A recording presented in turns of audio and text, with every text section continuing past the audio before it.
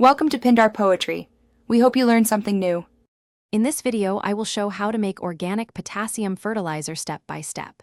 Start by collecting hardwood ash, banana peels, and kelp, then dry and crush the banana peels. Sift the ash to remove large charcoal pieces and weigh or measure volumes for consistent ratios. Mix crushed organic materials in a clean container, then add water and stir to steep for several days. Strain solids and dilute the liquid before applying to plants. In this video, I will show how to make organic potassium fertilizer step by step. Heat water to warm but not boiling, then pour over the crushed materials and seal the container. Let the mixture steep for 3 to 7 days, shaking daily to release nutrients. Strain the liquid through a fine cloth into a clean vessel and allow solids to settle.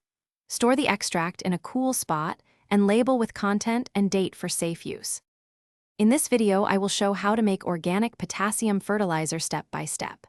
Quick recommendation: upgrade your clean game with the Shark AI Ultra Robot Vacuum. Voice control makes chores disappear while you tend soil. It maps rooms, avoids cords, and keeps pet hair at bay so you have more time for composting projects. If you found this helpful, please subscribe and like. Check the description for the link and deals. Now let's get back to the video. In this video, I will show how to make organic potassium fertilizer step by step.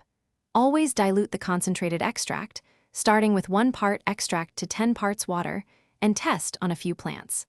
Apply by watering the soil or using foliar spray during cool hours to minimize leaf scorch.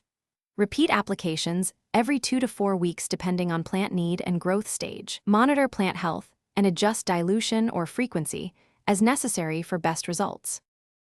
Thanks for watching. Consider subscribing if we helped you.